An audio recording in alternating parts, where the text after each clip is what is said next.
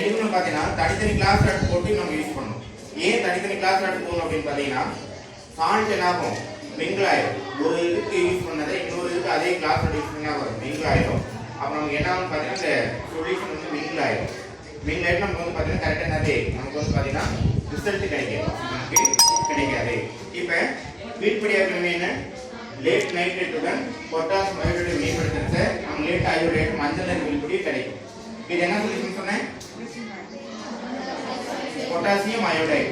இது என்னது, late nitrate. Late nitrate என்ன பண்றோம் அப்படின்னு பாத்தீங்கன்னா பொட்டாசியம் அயோடைடு சேர்க்கிறேன்.